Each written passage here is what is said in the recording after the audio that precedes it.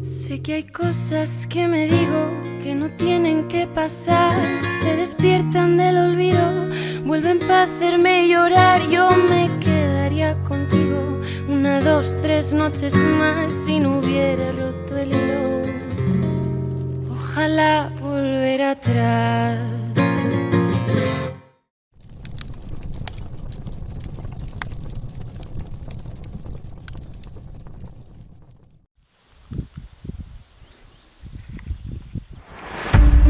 El fuego se origina el día 13 de agosto a las 3:10 de la tarde, del mediodía.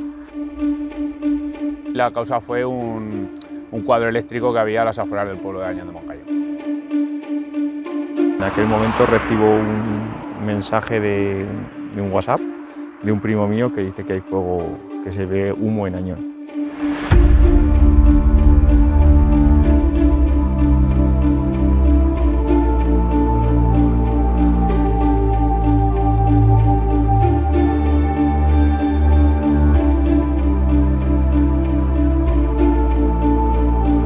En ningún momento pensábamos que iba a llegar a ese volumen el fuego. Era un día de muchísimo calor y bueno, pues estamos aquí de vacaciones, empezando vacaciones. Era una situación de sequía donde no habíamos recibido ninguna lluvia desde el 6 de mayo. En menos de 6 horas, es decir, desde las 3 de la tarde a las 9 de la noche, el fuego anduvo con la velocidad del aire. Aquel primer día no se pudo luchar porque las rachas de aire eran tremendas y ni siquiera los bomberos empezaron a apagar el fuego. Pues es un momento duro, cuando te dicen que te tienes que ir de tu casa y que ves que peligra todo lo que tienes, pues es complicado. Lo que hicimos es coger a toda la familia, un poco de ropa pues lo más rápido que pudimos, porque fue en cosa de un cuarto de hora. Gente que no quería, gente que se resignaba a abandonarlo, pero también es, como he dicho en muchas entrevistas, es de agradecer la voluntariedad de que la gente abandone sus casas dejándolo todo y ayude a facilitar pues lo que es el control. Yo tengo recuerdos de pequeño en Tabuenca que hubo varios incendios y es verdad que los vives de otra manera porque no llegaron ni al pueblo y eran montes concretos, pero sí que así tan de este volumen no.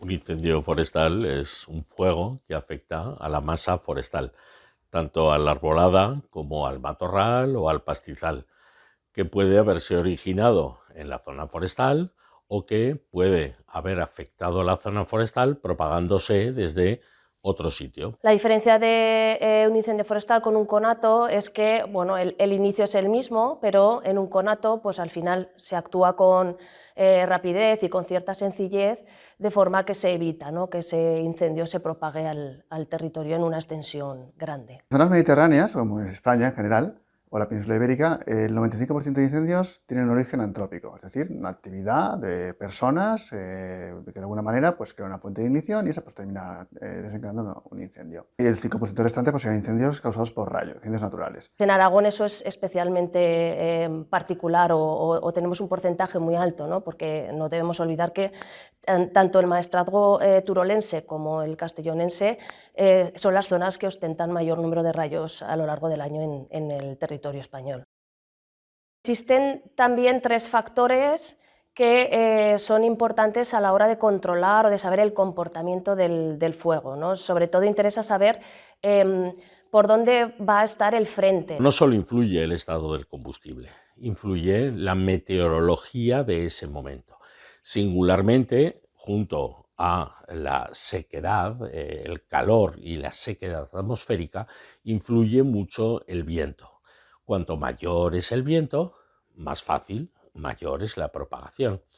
E influye también la forma del terreno, la topografía. En función de todo esto, se puede prever, y hay, por ejemplo, tecnología disponible para ello, de algoritmos y modelos de simulación, que lo que nos permiten es saber más o menos hacia dónde propagaría el fuego. Y luego está lo que es el conocimiento ya experto humano de las propias cuadrillas de extinción. Es cierto que trabajar en incendios, lo bueno o lo malo que tiene es que cada incendio es diferente, pero sí que con el tiempo se ha estudiado que hay ciertos patrones. Entonces sí que sabemos, cuando se llega a un incendio se sabe qué días de calor hemos tenido anteriormente, cómo se encuentra un poquito el combustible muerto, que es el combustible ya seco. En Aragón, el dispositivo que he montado, lo más lógico es que primeramente aparezca, o sea, llegue ahí un elemento transportado, que el hecho de tener una visión desde el aire del incendio le hace ver un poco cuál es el patrón que va a seguir el incendio. Y a partir de ahí es donde se establece la estrategia. A veces funciona y a veces hay que pasar al plan B, en los primeros momentos o a las 2 horas de empezar la extinción. Es común o normal que nos encontremos incendios como el de Teruel en abril, de esas magnitudes. De esas magnitudes no.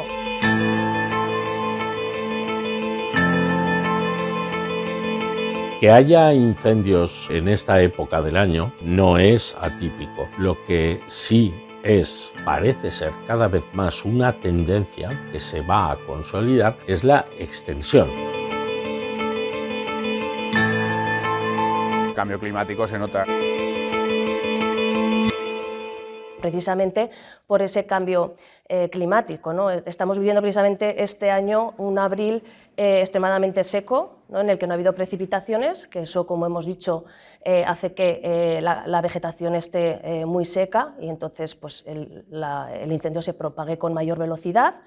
Y tenemos temperaturas también extremadamente altas, ¿no? Estamos teniendo récords en muchísimos municipios españoles de temperaturas máximas, tanto de las máximas del día como las máximas de las mínimas. Pero es un término que se está utilizando actualmente para definir ese comportamiento un poco anómalo que están teniendo los incendios en los últimos años. Son condiciones meteorológicas normalmente asociadas a periodos de sequía importante que llegan a propiciar una especie de meteorología local, condiciones meteorológicas locales que hacen que el fuego sea más intenso, que se alcancen mayores temperaturas y que la propagación sea más fuerte. Se retroalimentan esas condiciones de una mayor temperatura, incluso influyen los campos de viento y lo que hace es que sean más imprevisibles. Todos los incendios de este año,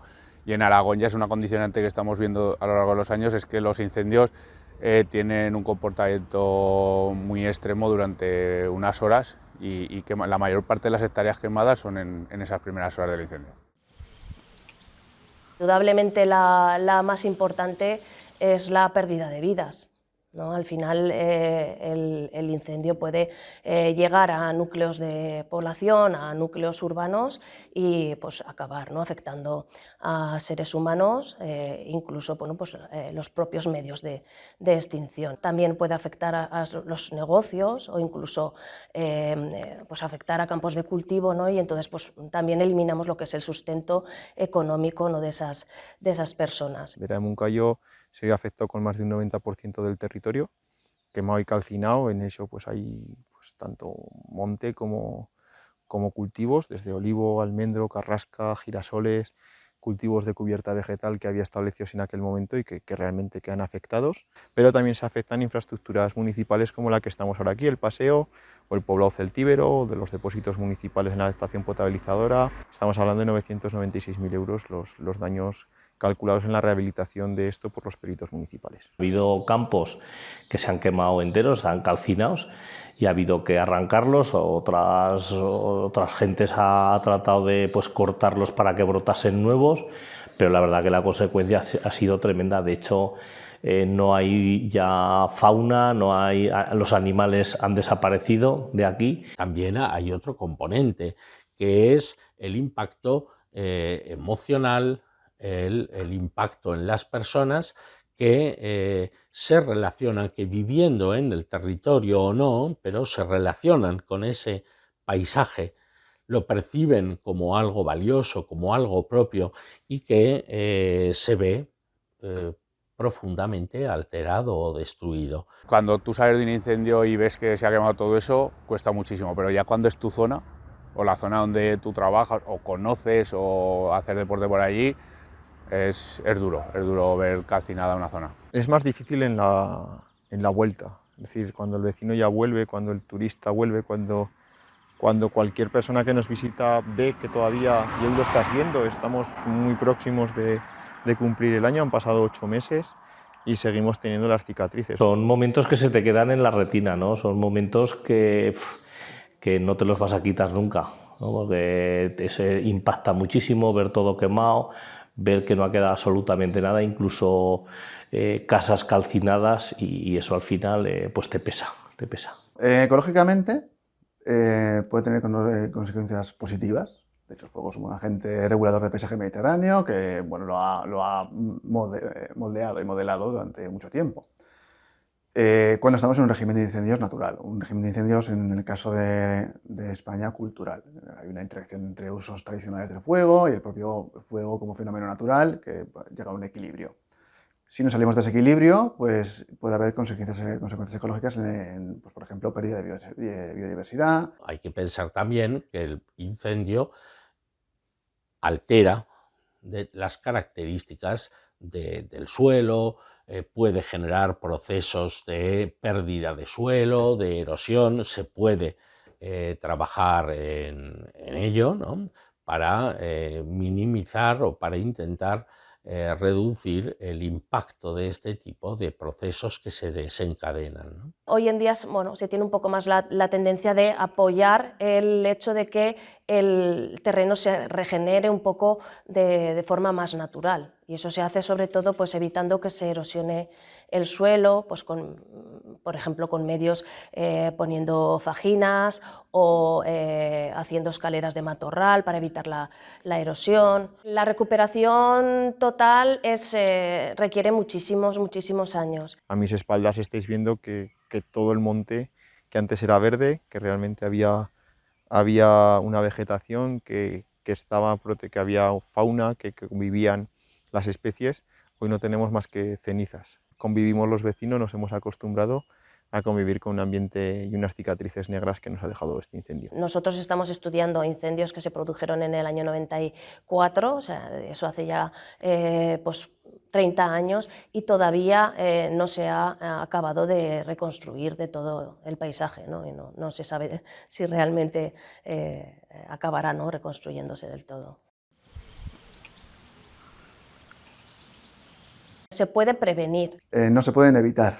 Es difícil evitar que se produzcan. Lo que sí que podemos intentar hacer es prevenir, ¿no?, que se produzcan los menos posibles y que la extensión de esos incendios sea la menor posible también. Pues extremar la cautela a la hora de llevar a cabo distintas actividades de quemas agrícolas que hay que seguir llevando a cabo, que es algo que no se puede dejar de hacer, pero hacerlo pues, con más cautela todavía. Lo que se puede trabajar es en minimizar la exposición, es decir, no estar en el camino del fuego, o que lo que hay o se puede haber afectado sea más resistente. Intentar concienciar, ¿no?, a la sociedad de que bueno, los incendios forestales hay que intentar evitarlos y que hay una serie de prácticas, pues informar, ¿no?, cuáles son las prácticas, cuándo es mejor no hacerlas, etc.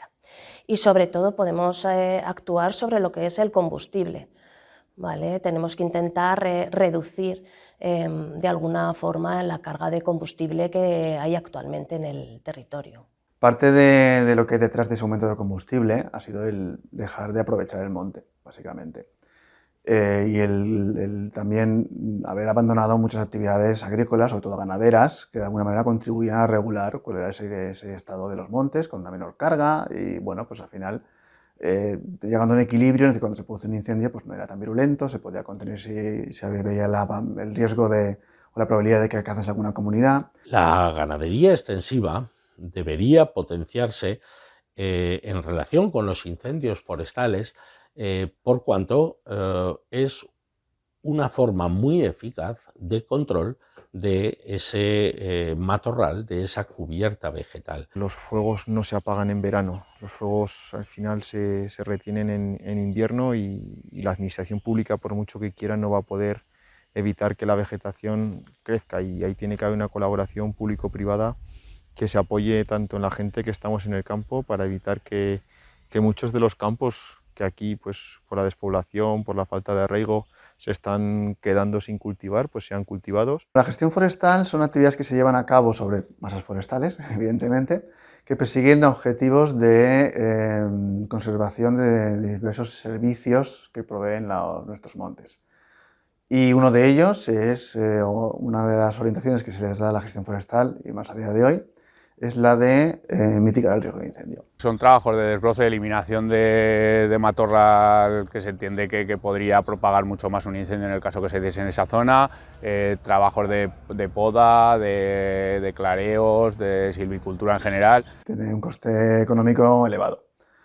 Y eso quiere decir que hay que ser estratégicos a la hora de implementarla, estratégicos en seleccionar dónde lo hacemos, es decir, identificar cuáles son las zonas clave para implementar esa gestión, por ejemplo, zonas por las que se prevé que el fuego propague con más facilidad o más habitualmente. Tenemos que actuar en primer lugar sobre la sociedad, ¿no? Concienciar a la sociedad de que, aunque a priori pues estas actividades que reducirían, por ejemplo, la carga de combustible no se vean rentables, ¿no? Cuando estamos en periodo en el que no tenemos riesgo de incendios, pues a lo mejor gastar un dinero en hacer según qué actividades pues parece no rentable, ¿no? Pero al final esto te renta a futuro, ¿no? Que al final el coste de extinción de un incendio es muy grande. Y ese coste es que cuando se produce el incendio no hay manera de rentabilizarlo o de reducirlo. Se mide con dos componentes. Por un lado está lo que es el peligro, ¿vale? Que es bueno, la probabilidad de que ese fenómeno, en este caso el incendio, se produzca, ¿no? Necesitamos tanto el peligro como la vulnerabilidad, que es la susceptibilidad de que el territorio o los seres vivos se vean afectados por ese fenómeno. Algo que se puede evaluar con bastante precisión es el peligro meteorológico de incendio, es decir, que cómo desfavorables son las condiciones meteorológicas para que se produzca un incendio y este termine siendo un incendio forestal grande.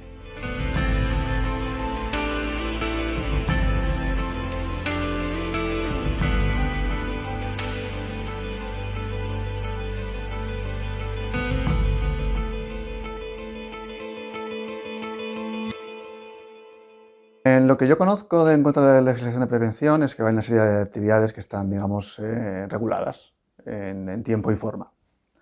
Hay unos periodos de tiempo en los que se permiten actividades recreativas en el monte, actividades agrícolas en las que se utiliza el fuego y otros periodos del año en los que no.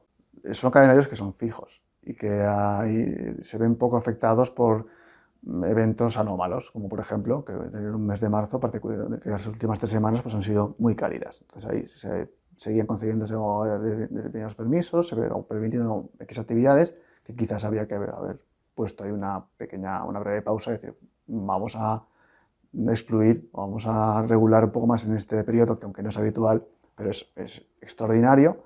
Yo creo que los diferentes puntos de vista que tiene que haber dentro de las diferentes competencias que tiene la administración, todo ello debe de generar un debate para conseguir que mediante una legislación que se adapte al territorio, que no sea hecha desde una oficina, desde un sitio, desde un prisma donde no se ve la realidad.